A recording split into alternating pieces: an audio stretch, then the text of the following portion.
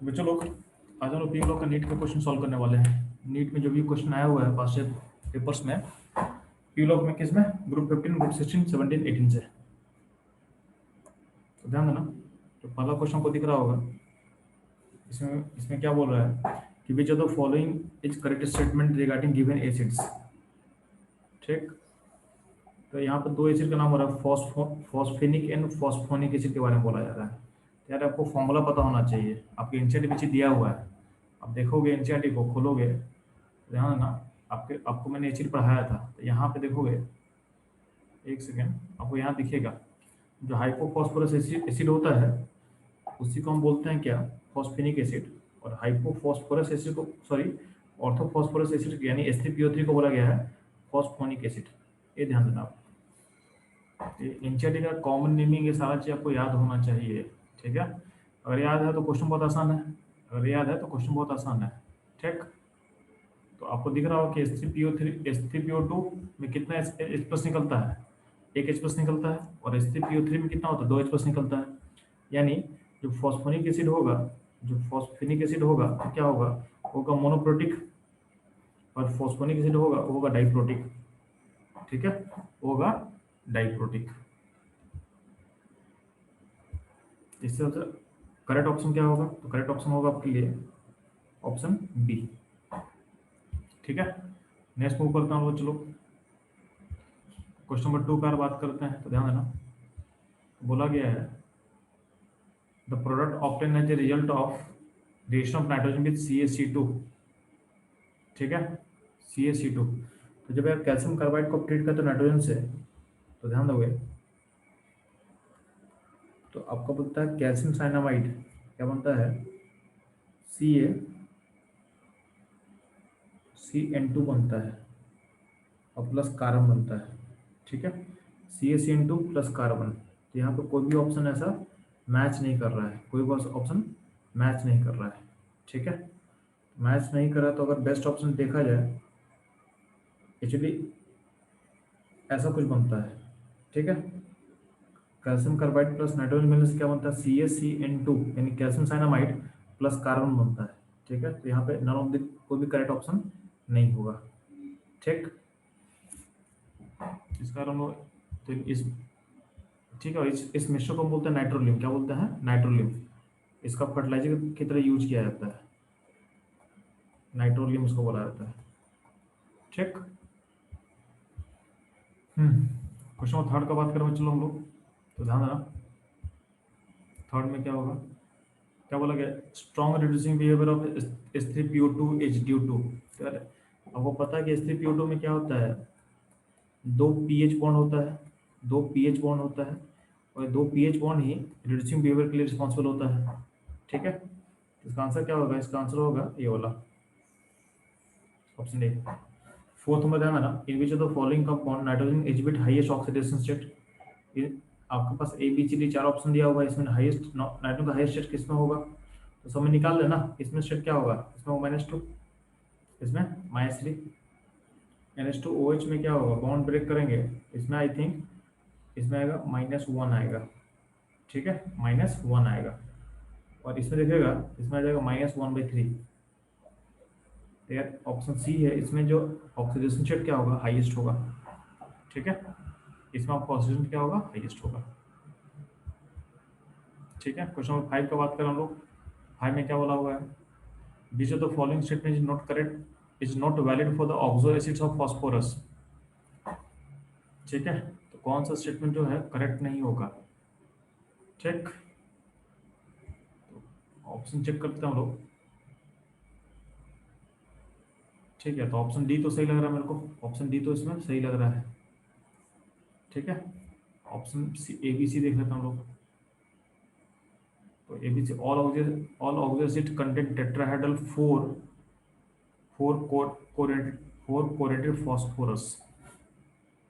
All oxidates content tetrahedral 4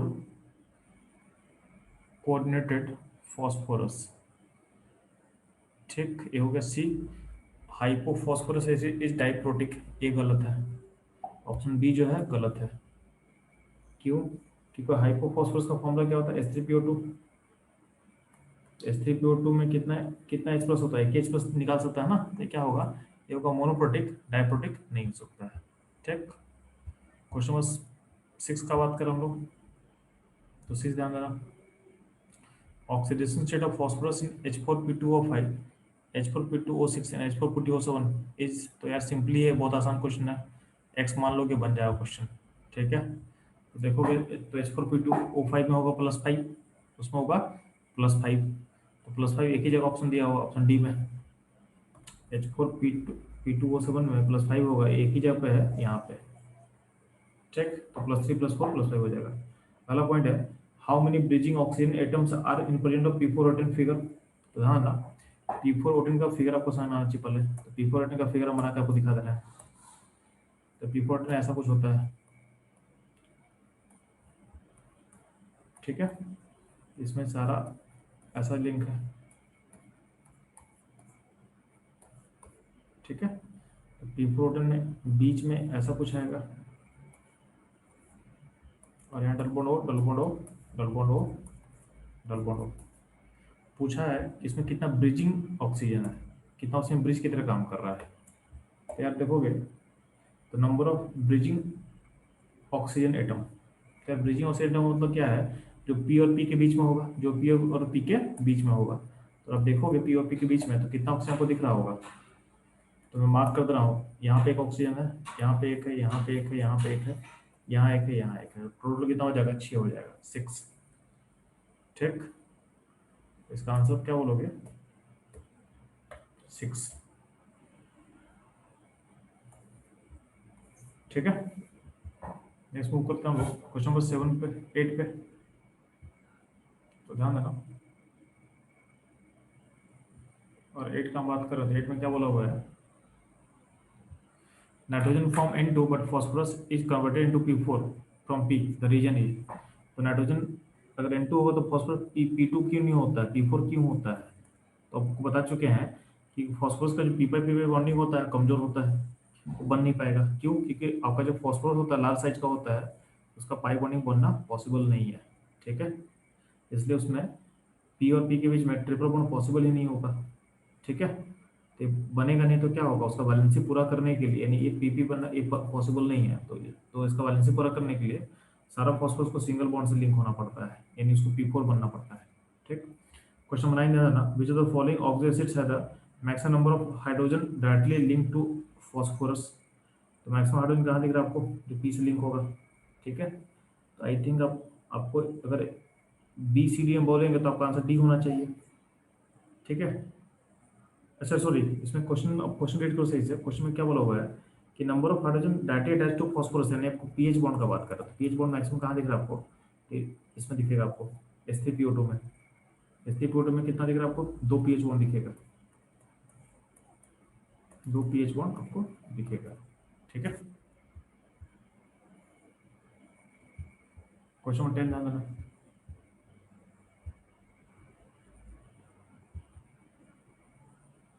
तो 10 में क्या बोला गया, repeated use of which of the following fertilizer would increase the acidity of the soil, तो जो सॉल्ट एसिडिक होगा वो एसिडिटी बढ़ाएगा, एसिडिक सॉल्ट कौन सा होगा, ammonium sulphate. Ammonium sulphur salt कैसा है, स्ट्रॉन्ग एसिड वीक बेस का, तो इस एसिडिटी इसका पीएच क्या होगा, एसिडिक होगा, तो अल्टीमेटली क्या होगा, अल्टीमेटली आपके एसिडिटी को क्या करेगा, इंक्रीज करेगा। ठीक है, ठीक है,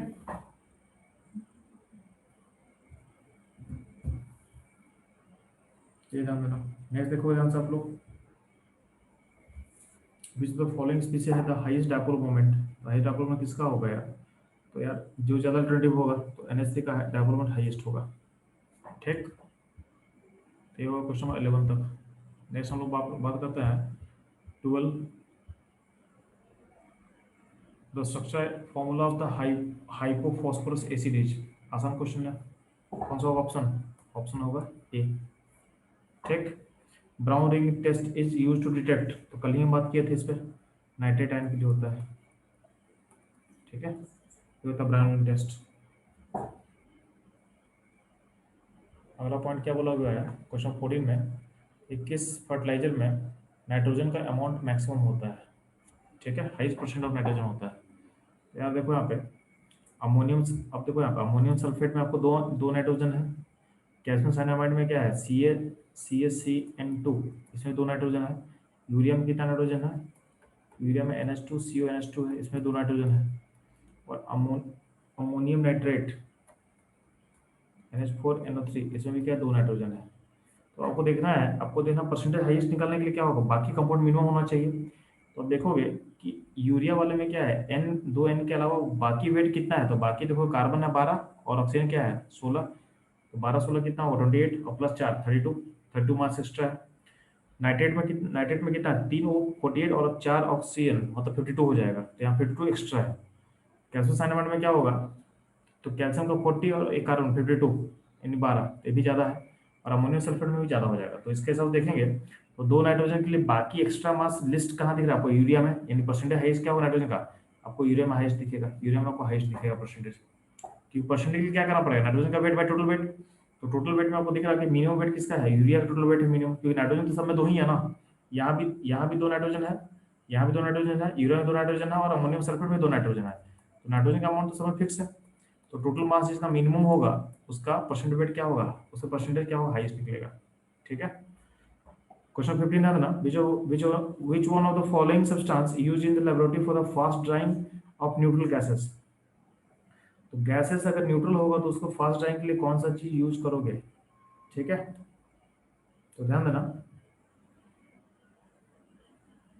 तो यहाँ पे phosphorus pentoxides, active charcoal, anhydrous calcium chloride, Na3PO4। ठीक है, तो यार इसमें तो क्योंकि न्यूट्रल गैस है तो इसे रेड तो करेगा नहीं, तो मेरे हिसाब से फास्ट ड्राइंग के लिए आपका ये वाला यूज होना चाहिए। क्योंकि जो P4P25 है ये बहुत इजीली वाटर को ऑब्जॉर्व करके बन जाएगा एसिड।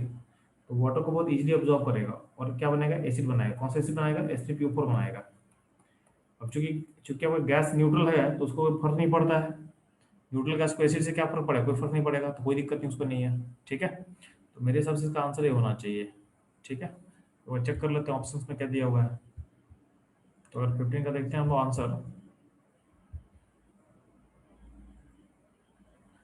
तो ध्यान देना आपको ऑप्शन ए दिया हुआ है। ठीक, क्वेश्चन में 16 का बात करते हैं, ध्यान देना। तो 16 में क्या बोला होगा, चलो कि number of electron shared in the formation of nitrogen molecule. तो नाइट्रोजन मॉलिक्यूल में कितना इलेक्ट्रॉन शेयर होगा जी, तो 3 बॉन्ड बनता है तो 6 इलेक्ट्रॉन शेयर होगा। Sugar cane on reaction with the nitric acid gives, तो नाइट्रिक एसिड क्या करता है, शुगर केन मतलब क्या होगा, ठीक है, शुगर केन मतलब C12H22O11। ठीक है, हम्म, इसको थोड़ा लास्ट में, इसको थोड़ा लास्ट में देखते हैं इसमें क्या बनने वाला है। ठीक है, sugar cane plus nitric acid, तो नाइट्रिक एसिड अगर ऑक्सीडेशन करेगा शुगर केन का, तो इसमें SO2 गैस तो नहीं बनना चाहिए मेरे हिसाब से। ठीक है, इसको तो मैं चेक कर बताता हूँ इसमें क्वेश्चन 20 में क्या करोगे आप लोग। ठीक है, क्वेश्चन 18 मूव करता हूँ लोग। तो 18 में ध्यान देना, नाइट्रोजन इज रिलेटिवली क्या बोला गया है, इनएक्टिव एलिमेंट। क्यों, क्योंकि नाइट्रोजन का क्या होता है, ट्रिपल बॉन्ड होता है, तो उसका बॉन्ड तोड़ना क्या होगा, हाईली डिफिकल्ट, तो ऑप्शन होगा डी। क्वेश्चन नंबर 19 में क्या होगा, H3PO2 is the molecular formula of an acid of phosphorus, its name and basicity respectively। H3PO2 को क्या बोलते हैं, हाइपोफॉस्फोरस एसिड, और बेसिस का बेसिसिटी क्या होगा, दो हो सॉरी एक होगा। इसका ऑप्शन क्या होगा, ऑप्शन होगा सी। क्वेश्चन 20 ध्यान देना,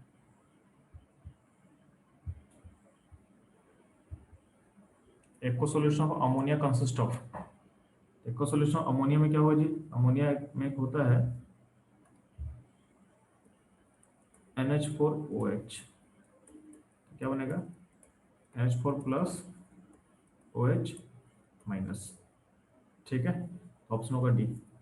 P25 is heated with water to give, तो यार P25 से बनता तो एसिड बनता है, आपको बता चुके हैं। तो P25 में फॉस्फो का स्टेट क्या है, +5 स्टेट है, तो +5 स्टेट होगा तो इसका एसिड भी +5 स्टेट का +5 स्टेट में ही बनेगा। तो इसका कौन सा एसिड बनेगा, बनेगा H3PO4, यानी फॉस्फोरिक एसिड, या बोलते हैं इसको ऑर्थोफॉस्फोरिक एसिड। ऑर्थोफॉस्फोरिक एसिड बात सेम है, या तो इसको बोलोगे फॉस्फोरिक एसिड या बोलोगे ऑर्थोफॉस्फोरिक एसिड। ऑप्शन क्या होगा डी। अगला पॉइंट है कि बेसिसिटी ऑफ ऑर्थोफॉस्फोरिक एसिड जी, तो बस इसका फिगर क्या होगा, तो इसमें 3 OH बॉन्ड तो होता है, तो क्या है इसमें क्या होगा, 3 ACD निकल सकता है, तो बेसिसिटी कितना होगा, 3 होगा।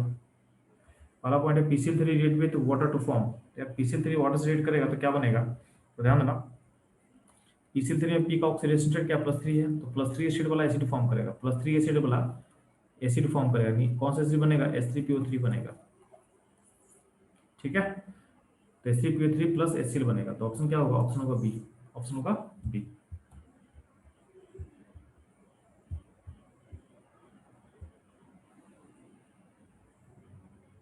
तो 24 में क्या बोलोगे, चलो कि P4I प्लस NOH क्या बनेगा, तो पहले इसमें क्या बनेगा, तो यार आपको पता है कि इस एक पहले बनाएगा PH4OH बनेगा, और जो कि ब्रेक हो जाता है और क्या बनता है, PH3 बनता है और प्लस वाटर निकलता है।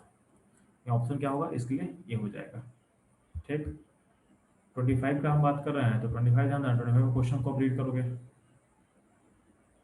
25 में क्या बोला गया कि pure nitrogen is prepared in the laboratory by the mixing of by heating the of by heating a mixture of, किससे होगा, प्योर नाइट्रोजन बनता है, तो ध्यान देना इससे बन जाएगा। क्यों, क्योंकि इसको मिलाओ तो क्या बनेगा, पहले पहले बनेगा अमोनियम नाइट्राइट बनेगा, और हमको पता है कि इसका हीटिंग करते ही क्या बनता है, N2 गैस अलग हो जाता है और H2 अलग हो जाएगा, तो प्योर नाइट्रोजन फॉर्म करेगा आपका। ठीक, तो ये हो जाएगा। 26 ध्यान देना, कौन सा स्टेटमेंट करेक्ट नहीं है नाइट्रोजन के लिए,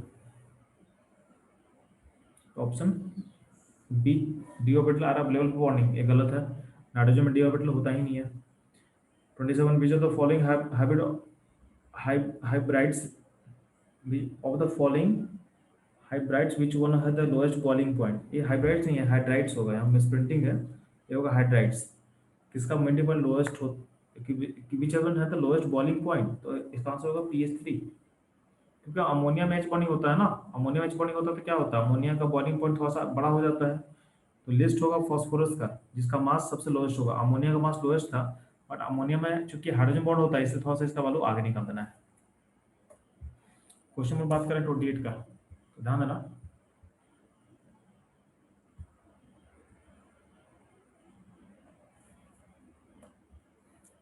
which of the following metal evolves hydrogen on reacting with a cold dilute nitric acid, तो आप लोगों को मैं पढ़ाया था नाइट्रिक एसिड का रिएक्शन, तो मैं बोला था कि Mn और Mg, ये दो एलिमेंट होता है जो हाइड्रोजन गैस रिलीज कर सकता है विद डाइल्यूट नाइट्रिक एसिड,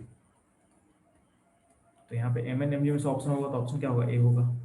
ठीक है, 29 which one of the following compound does not exist, कौन सा एग्जिस्ट नहीं करता, NCl5 एग्जिस्ट नहीं करेगा, क्यों, क्योंकि N के पास वैकेंट ऑर्बिटल होता नहीं है, तो उसमें 5 बोर्ड बन नहीं सकता है। ठीक, क्वेश्चन 30 का बात कर रहे हैं, 30 का, तो each of the following is true about the white and red phosphorus के लिए ट्रू क्या है, एक्सेप्ट दैट दे आर, तो both are soluble in CH2, ये गलत है। आप लोग कल सीखे थे कि व्हाइट फॉस्फोरस घुलता है बट रेड फॉस्फोरस नहीं घुलता है। ठीक है, रेड फॉस्फोरस CH2 में सॉल्युबल नहीं है, एनसीआरटी का लाइन होगा, आप एक बार चेक करना, कल हम इसको रीड भी किए थे। ठीक है, तो ऑप्शन जो ए होगा वो दोनों के लिए वो करेक्ट नहीं है, रेड फॉस्फोरस सॉल्युबल नहीं होता है। ठीक है, CH2 में रेड एंड ब्लैक दोनों नहीं होता है, ओनली व्हाइट फॉस्फोरस जो है वो डिजोल्व करता है ओके आपके CH2 में। ठीक, अब बात करते हैं 31 का, तो ध्यान 31 में क्या बोला गया, when orthophosphoric acid is heated to 600 degree centigrade what is form, क्या बनता है, तो यार आपका मेटा फॉस्फोरिक एसिड फॉर्म करता है, HPO3 का एक पॉलीमर फॉर्म करता है बेसिकली, HPO3 का हॉल थ्राइस बनेगा। ठीक है, तो यहाँ पे सिर्फ HPO3 नहीं बोल सकते हैं, ठीक है, इसका एक एन, इसका बाद में एक एन लगा दोगे, तो ऐसा कुछ बनता है यार। ठीक है, इसका ऑप्शन यहाँ से सोच सकते हो आप। तो अगर आप ऑर्थोफॉस्फोरिक एसिड को हीट करोगे तो ये बनेगा। शॉर्ट में कैसे सोचोगे कि हीट गन से वाटर निकल सकता है, हीट गन से वाटर निकले तो आप इसमें से वाटर निकल कर देख ले, तो H3PO4 में से माइनस वाटर कर दे, तो -H2 करें तो क्या होगा, HPO3 बन जाएगा, क्या बन जाएगा, HPO3 बन जाएगा। ठीक, तो ये हो जाएगा, तो आप ऐसा सोच सकते हो, बट एक्चुअली ये एग्जिस्ट करता है इस फॉर्म में, बाहर में एन लगा दे, और एन बेसिकली 3 होता है, यानी H3P3O9 बनेगा, क्या बनेगा, H3P3O9 फॉर्म करता है, इसको बोलते हैं मेटा फॉस्फोरिक एसिड। आपको एनसीईआरटी में दिखा भी दे रहा है, देखो यहाँ पे ध्यान से।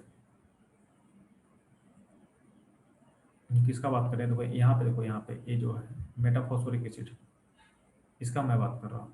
ठीक है, तो यहाँ देखो, यहाँ लिखा हुआ ना कि फॉस्फोरिक एसिड को जब तुम हीट करते हो, किसमें? हीट इन सिल ट्यूब। इसका फिगर भी मैं बना के दिखाऊँ, देखो नीचे फिगर भी बना हुआ है। साइक जिसका मैं बोल रहा हूँ कि SpO3 होल थ्राइस, उसका फिगर नीचे बनाया हुआ है, साइक्लोट्राई मेटाफॉस्फोरिक एसिड। ठीक, ठीक है। क्वेश्चन में देखोगे 32 number, which of the following is nitric acid anhydride. Nitric acid का एनहाइड्राइड क्या होता है? N2O5, इसका आंसर होगा N2O5, क्योंकि नाइट्रिक एसिड का ऑक्सीडेशन स्टेट क्या होता है? +5। तो इसका एनहाइड्राइड में भी क्या होगा? N का ऑक्सीडेशन स्टेट +5 होना चाहिए, तो यहाँ पे होगा +5, यानी ऑप्शन सी होगा इसका एनहाइड्राइड। ठीक, नेक्स्ट मूव करते हुए चलो हम लोग क्वेश्चन नंबर 33 पे।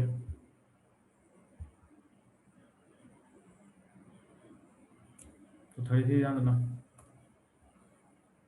in which pair of the ion both species contain SS bond। दोनों में SS bond किसमें होगा? तो यार इसका ऑप्शन अगर आप लोग पढ़े हो तो ठीक है, नहीं तो इसका ऑप्शन तो होगा ए। कैसे होगा? तो यार देखो, इसका फिगर आपको पता होना चाहिए, तो आपको मैं बता दे रहा हूँ कि S4O6-2 का फिगर ऐसा कुछ होता है।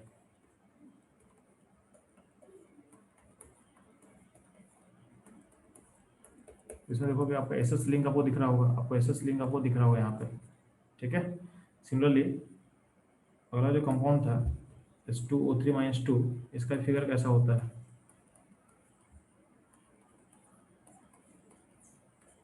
इसमें भी आपको SS लिंक दिख रहा होगा, कहाँ दिख रहा है? यहाँ पे SS लिंक आपको दिख रहा होगा। ठीक है, इसलिए मैंने ऑप्शन बोला था क्या? ए। ठीक है, इसलिए मैंने ऑप्शन बोला है उसका ए।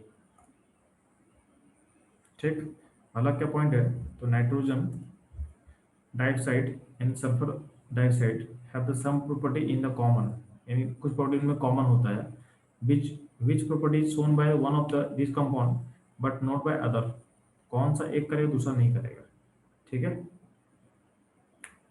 तो यार इज रिड्यूसिंग एजेंट। ठीक है, इसे soluble in water using as a food preservative forms acid rain। तो कौन एक करेगा, दूसरा नहीं करेगा? ठीक है, तो नाइट्रोजन डाइऑक्साइड का ऑक्सीडेशन पॉसिबल है। देखो वाटर में दोनों सॉल्यूबल होगा जी, तो ये तो दोनों होगा, एसिड रेन दोनों बनाता है, तो इसका ऑप्शन या तो ए होगा या तो सी होगा। ठीक है, which property is shown by one of this compound but not by other. Reducing agent की अगर बात करते हैं हम, तो SO2 एक रिड्यूसिंग एजेंट अच्छा होता है। NO2 होता है कि नहीं होता है, चेक करना पड़ेगा मेरे को। ठीक है, फूड प्रिजर्वेटिव का बात करें तो फूड प्रिजर्वेटिव में भी NO2 यूज करते हैं कि नहीं करते हैं, नॉट श्योर। ठीक है, इसको तो चेक करना पड़ेगा मेरे को। इसका ऑप्शन अगर चेक कर बताओ तो मेरे को कौन सा ऑप्शन दिया है उसका आंसर में? ऑप्शन ए या सी में से ऑप्शन कौन सा दिया हुआ है?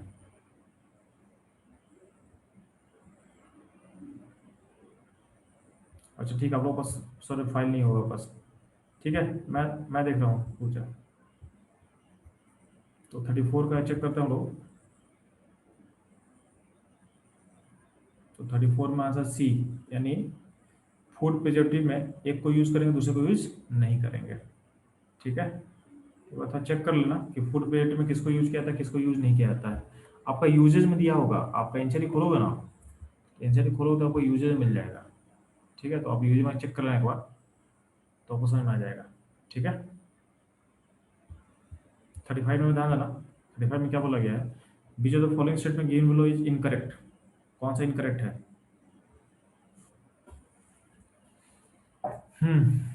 तो Cl2O7 is anhydride of perchloric acid, ये सही है।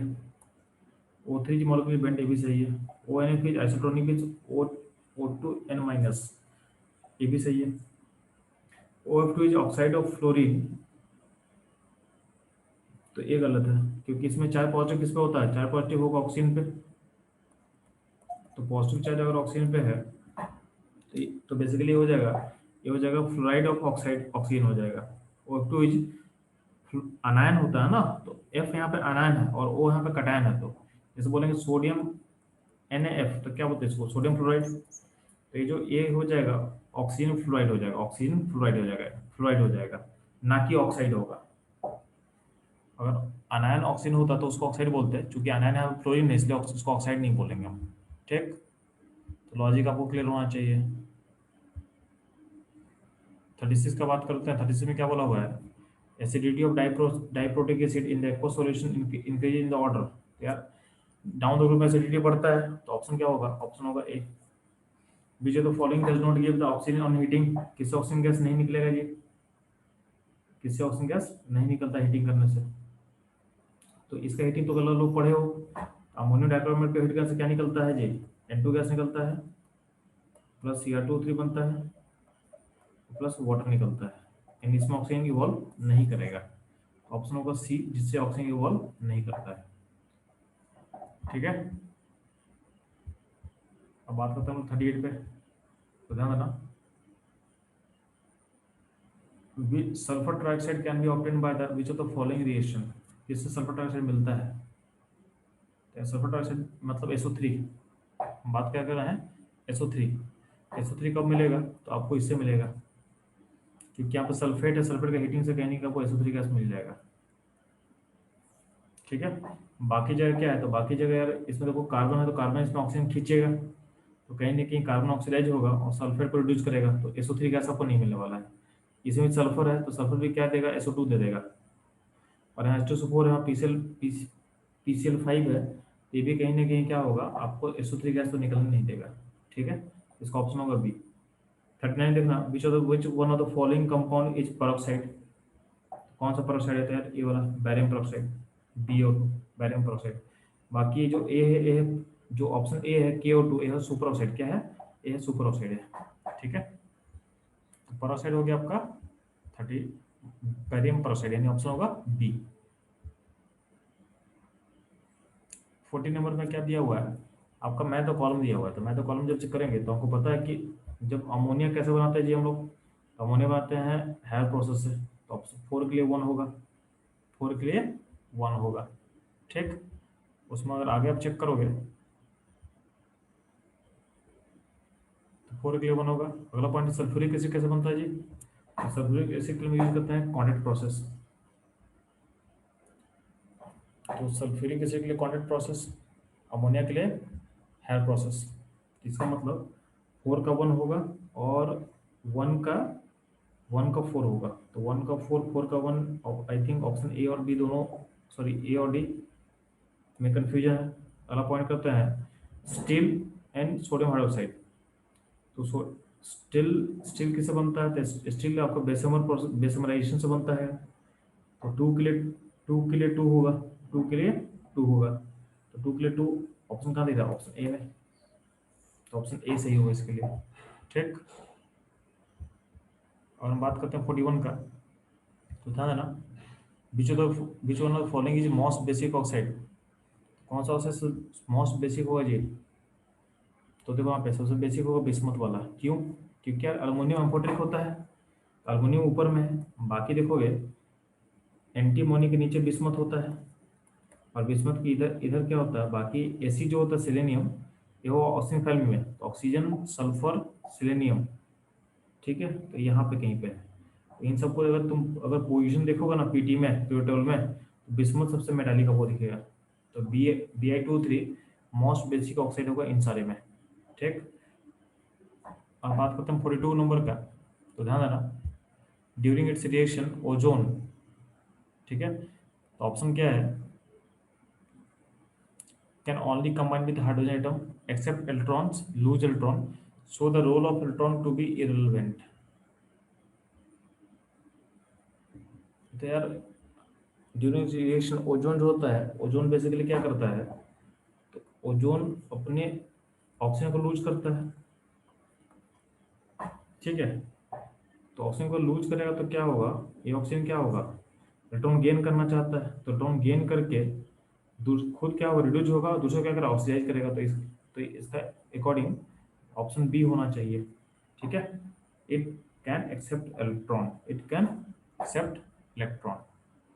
ठीक, यानी ओजोन एक ऑक्सीडाइजिंग एजेंट होता है, तो खुद होगा रिड्यूस, उस रिडक्शन प्रोसेस में इलेक्ट्रॉन को गेन करेगा और बाकी को क्या करेगा, ऑक्सीडाइज करेगा। 43 का अगर हम बात करें, चलो 43 ध्यान देना, which one of the following oxide will be the less acidic. तो लेस एसिडिक कौन होगा जी?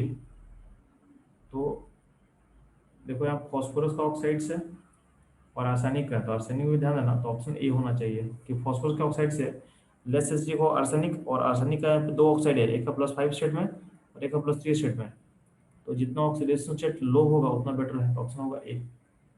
ठीक, नेक्स्ट 44 में ध्यान देना, oxidation of thiosulphate by iodine gives, thiosulphate by iodine gives, तो ध्यान देना थायोसल्फेट का फॉर्मूला क्या होता है, H2O3, H2O3 -2 होता है और प्लस I माइनस, तो क्या होगा, ये कन्वर्ट होगा H4O6 -2 में और I2 में कन्वर्ट होगा।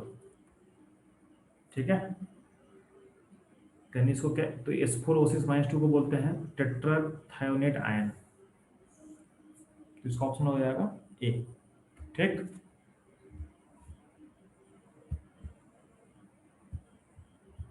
अगर हम बात करते हैं चलो 45 का, तो उसमें क्या बोला हुआ है, above 20 kilometre above the earth, above 20 kilometer above the earth there is an ozone layer, which one of the following statement about the ozone and ozone layer is true।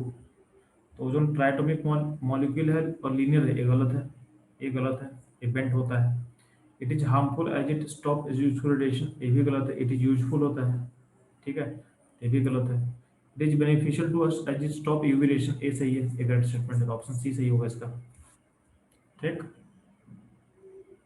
Question 46 का बात कर रहा हूँ चलो हम लोग, तो 46 ध्यान देना, बोला गया H2S पास करते हैं और KMnO4 के एसिडिक सॉल्यूशन से, तो क्या होगा, तो H2S का ऑक्सीडेशन होकर सल्फर मिल जाता है मेरे को। ठीक है, H2S का ऑक्सीडेशन सल्फर मिलेगा और इसके ये रिड्यूस करता है कहाँ पे, Mn+2 में, रिड्यूस करेगा Mn+2 में। ठीक, अगला पॉइंट है 47 number, poly अनायन formation is maximum in, तो पॉली अनायन किसमें सबसे ज्यादा होगा जी, तो पॉली अनायन देखोगे तो आई थिंक मेरे पास पॉली नाइट्रोजन का जो पॉली अनायन क्या क्या पॉसिबल है, तो नाइट्राइड ये तो मोनोटोमिक अनायन होता है, पॉली अनायन क्या क्या होगा, NO2 NO3 माइनस, ठीक है, N3 माइनस, तो आई थिंक पॉली अनायन मैक्सिमम होना चाहिए यार नाइट्रोजन में। ठीक है, इसको एक बार क्रॉस चेक करके बताएंगे आपको हम। ठीक है, लॉजिक इसका क्या रहेगा, इसमें बात करेंगे।